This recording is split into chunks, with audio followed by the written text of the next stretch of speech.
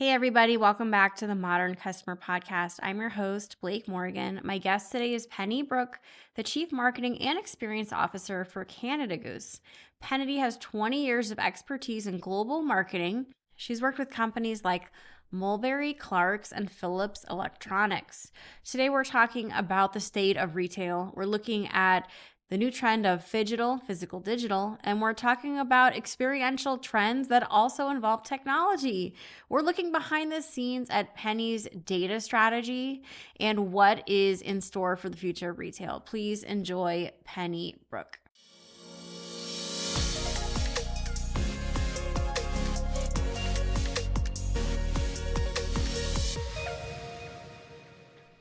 Hi, Penny. Welcome to the Modern Customer Podcast. Where are you calling in from today?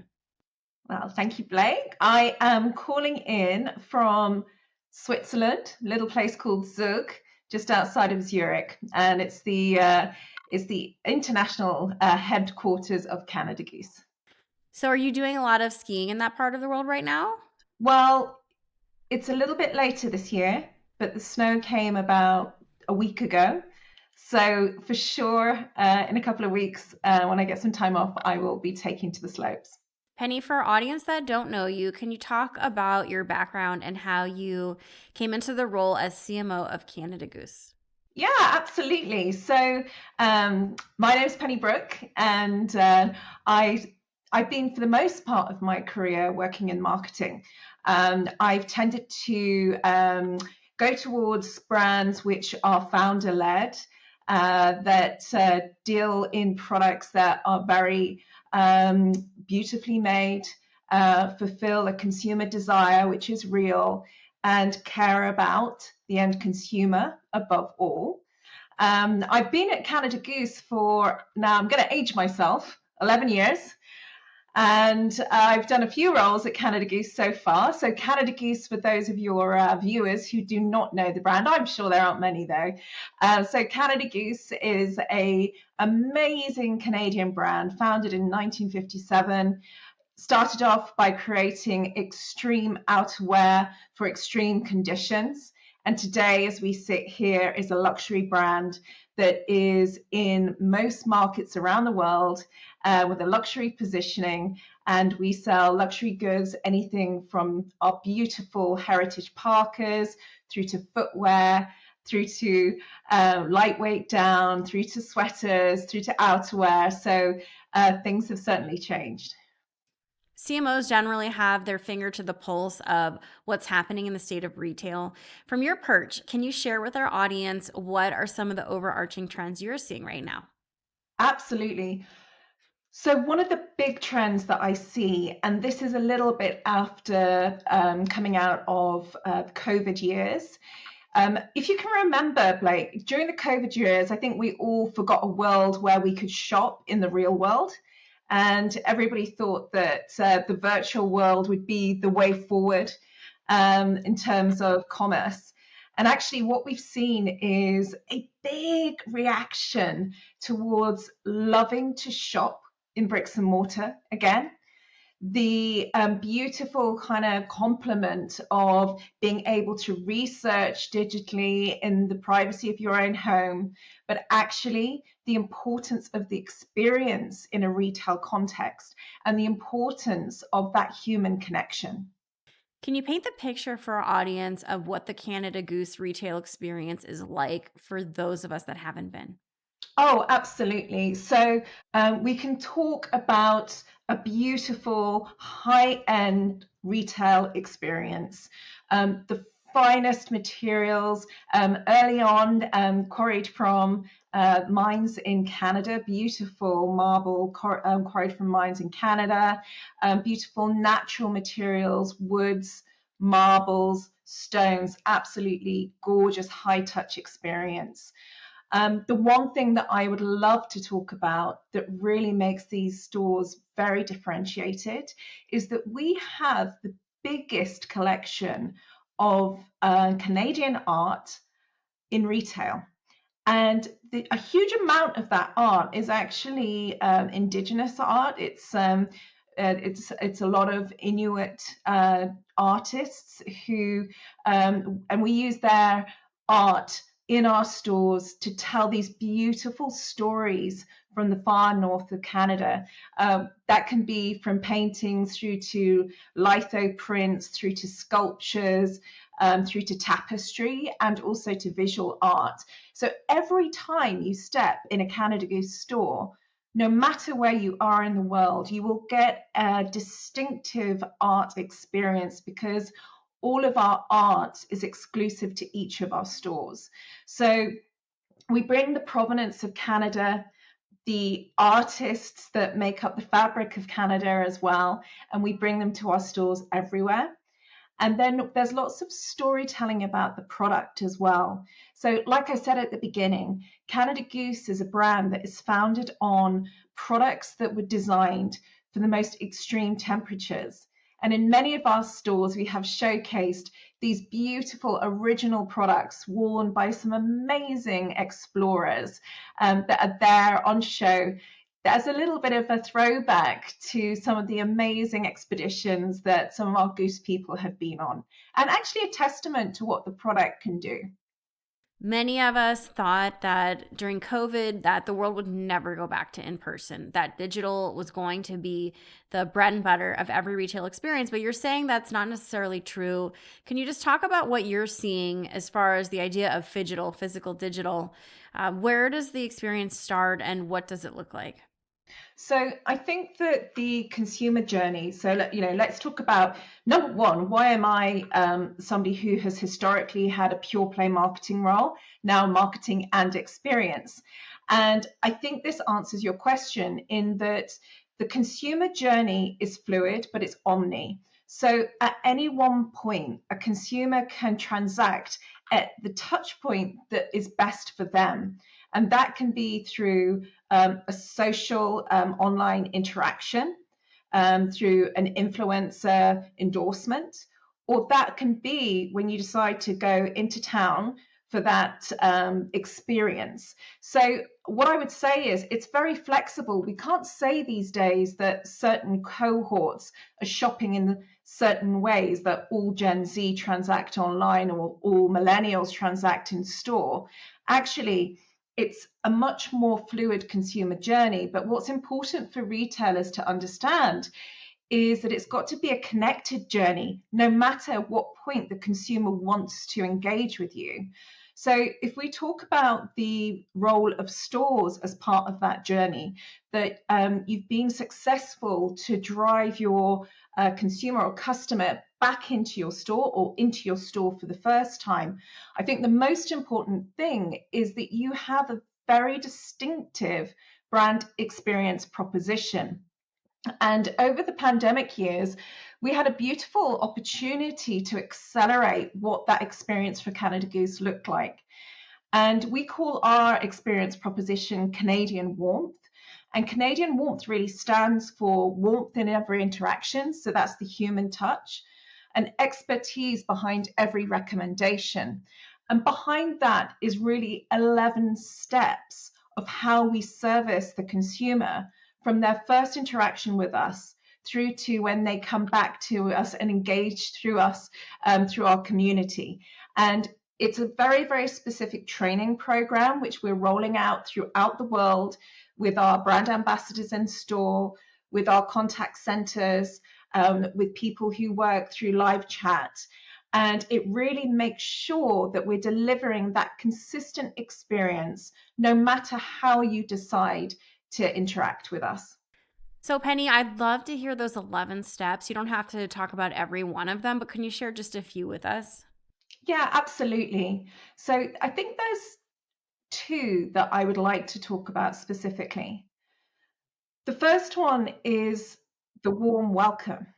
So in a lot of luxury retailing, I don't know about you, Blake, but quite often I don't even go through the door because I feel like it's quite aloof and maybe a little bit cold.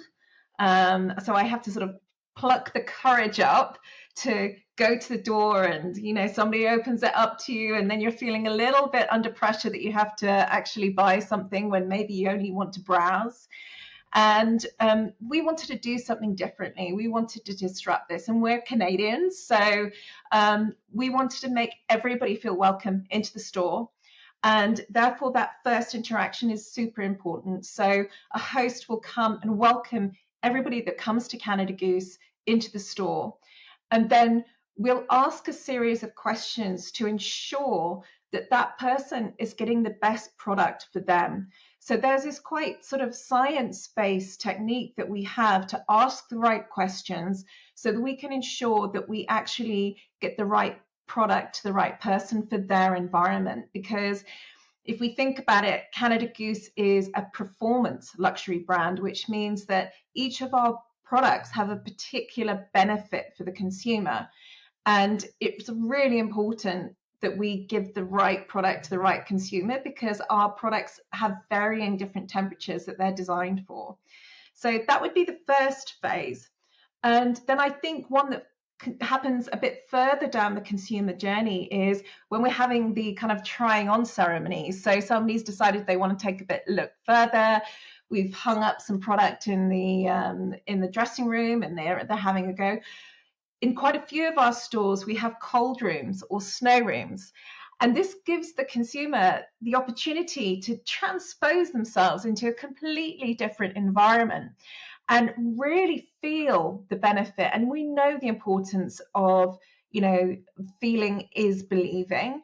So having that beautiful experience of connection with a human in the store, getting the right product, but then feeling what it is to really feel warm in that moment in Storm can be a real kind of moment of revelation for consumers that are shopping for an environment that isn't their normal one. Like if you're going to, shopping for après ski, for example, or adventure tourism, or for a season that hasn't arrived as yet. So that's really helpful.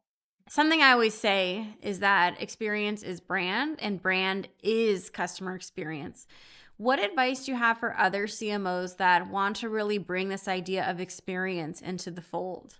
Yeah. So consumer centricity, like it's a really good point, is fundamental to a brand's success, especially in today's world. But it has to be the business of everybody that works there to own it. It's not a department that sits on its own. So I think that's the first thing I would say, is that putting the consumer at the heart of your decision making has to come from the top, but it has to be an energy and a desire to service the consumer from everybody that works in that organization. Because if our decision making is all around, okay, so how does this drive desire for our consumer towards our brand? How does that make the consumer feel better? If we focus on that, I can tell you the revenue will come and the standards will stay high. So that's the first thing I'd say, is like the transformation of it becoming part of your culture. The second thing I would say is really working out how it's distinctive for you. So yes, you could provide just really great sort of hygiene factor service.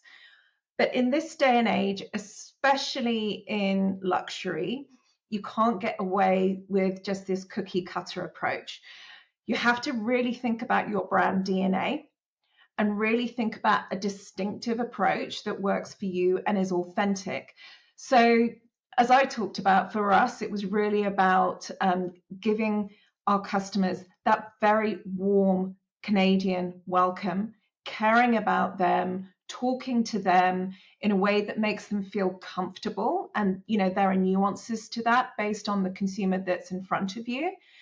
And then them feeling comfortable and them feeling seen, so they have the best experience. So that was our kind of way into doing it. Plus our BAs, our brand ambassadors, having the best product knowledge so they can really deliver on expert service. So like that sommelier-like service to the customers. So it really made sure that Canada Goose's unique positioning within performance luxury that sits there as our big opportunity is basically extracted into an experience that we then roll out no matter where we are in the globe. And I think brands looking to do that have to really look to their brand DNA to find out what's right for them. And then keep it simple and make sure it's scalable across every market that you want to do business in. So I think making sure that your language is very simple and clear and is not subject to interpretation. And that when you're, and this is very now very sort of like nuts and bolts now, but when your training materials are being translated, that it's really easy for everybody to get it no matter where they are. So I think those are the three things that I'd say. And then measure, measure, measure. Make sure that you know what success looks like and how you're going to measure it and how you continually improve on your service. So, Penny, let's take a peek behind the fold and look at your data strategy. Tell us about your data strategy and paint the picture of what that actually looks like. Yeah, so what we do is obviously NPS, Net Promoter Score, is the main score that we're looking at. We also gain insight from our stores and direct engagement through other brand ambassadors. And then we basically pull that back to head office and we look at various different subject types to see how we're doing. Social listening, and then we do biannual focus groups. And I think through all of that, we create a dashboard. So we have a weekly dashboard that we look at on a store by store basis to really see what the sentiment of that store is like. And then through the feedback loop from the stores, we take anything that we need to help support on, and then we're continually improving and modifying the service to ensure that we're reacting to things that may just not have landed very well or need to be nuanced by the region or where there needs to be support. Now, as we know, data is queen or king, however you want to say it. And ensuring that your CDP is strong, it's healthy, it's cleaned regularly helps you know your customer better so that you can serve them better. So, you mentioned the acronym CDP. For our audience that might not be familiar, what does that mean and what does that look like for you? Yeah, so that's your customer data platform. So, put simply, it's all of the data that you have. And I'll say, with all of the legislations that are required, GDPR is real and it's really important to get it right. And obviously, those things vary vastly on a market by market basis. So, it's really important that you know the ins and outs of that. But when you've got a very healthy data pool, you can start to understand the different sort of fields of knowledge that create a profile for your consumer. And it can be as basic of when their birthday is or what was the first product they bought from you. It's an opportunity to re-engage on a much more personalized level with a consumer to drive a better interaction, which drives better value to them, instead of this spray it and pray kind of approach that can happen when you send one message to all. So we're continually working on this. We've got so many plans for the future. At the moment, we're really kind of studying our customer data platform and really thinking about how we can take it to the next level. Penny, can you talk about the way you collaborate with the other C-level officers to create this customer data platform? Yeah, so it's a really great question. I mean, we're blessed to have an amazing chief digital officer called Matt Blonder, and he is all about collaboration because we know that with digital is not a channel, digital is not a department or team, really. Digital is pervasive. So, in order to use our data best, in order to use our systems best, somebody like Matt, who our chief digital officer, has to be very, very integrated into all of our different functions, be that commercial, be that marketing, be that finance. So he's really paved the way for us to service the customer better. And I think that's the really key interdependency for brands that do have this chief digital officer role, is that you almost can't see the line between them and marketing and experience. And sometimes experience sits in in that world as well. It sits in the world of digital oversight and e-commerce. It doesn't really matter where it sits. I think that's why it's so important that it's fluid, that actually if you put the consumer first, you're all rallying around that, not around what your sort of functional areas are and your expertise is. So you and your team are constantly looking at the tech stack and figuring out what is still relevant, what is antiquated, what you need to add. Is that something that's ongoing? Yeah, so I'd say our experience team very much does that hand in hand with our digital team. It's not so much the role of the team that we would say is marketing, but it's definitely the role between experience and the digital teams to oversee that. Let's zoom out and look at some of the overarching retail trends and technology that you're excited about. Has there been anything that you've seen recently that has just really blown your mind looking toward the future of retail? Yeah, so obviously I spent a lot of time in North America, but I just had the opportunity to go to China actually, which is a really great example of the Phygital realm. And what I see a lot is this kind of interaction using your cell phone whilst you're in a physical location to create amplified and like super kind of like personalized experiences, whether that be, you know, the product that you're searching for, whether that be a bit more of a kind of a marketing experiential moment. Certainly, there is still a lot about creating content in a retail environment that then goes to people's social platforms as a way to amplify brand, a way to amplify that retail environment.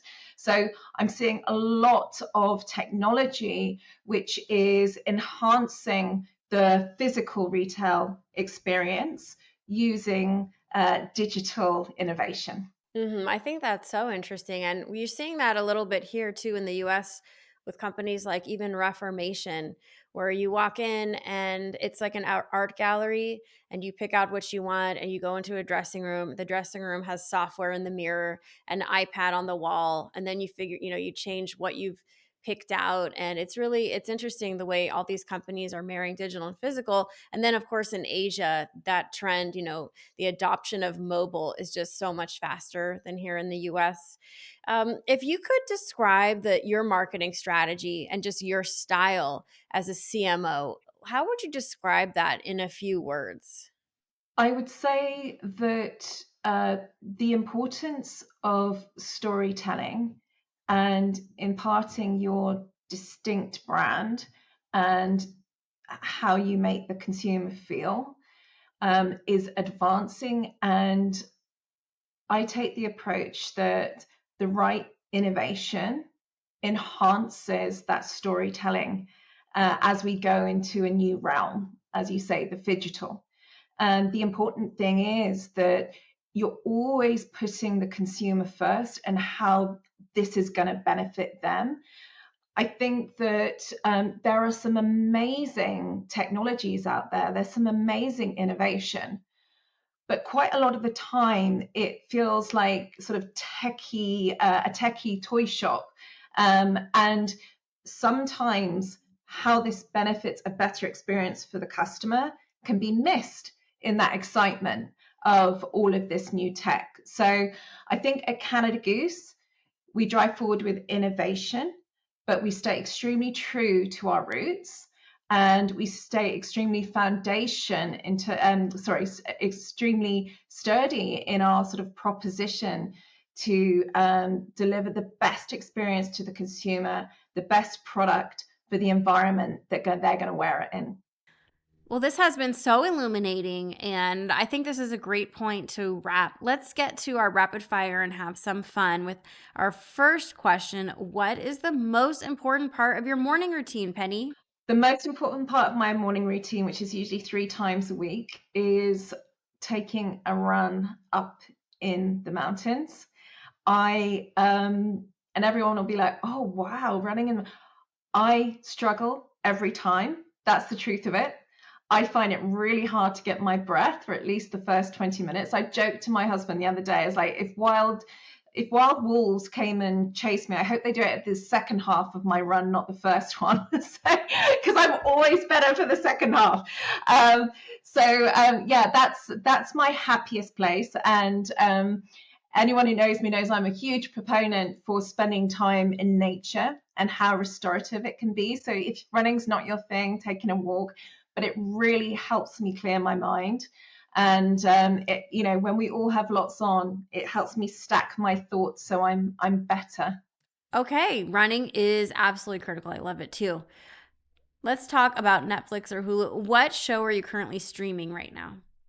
Oh, so I've got a really I've got a really kind of old school secret, I have to say, because I live in Switzerland and I and I miss home sometimes. I'm from the UK.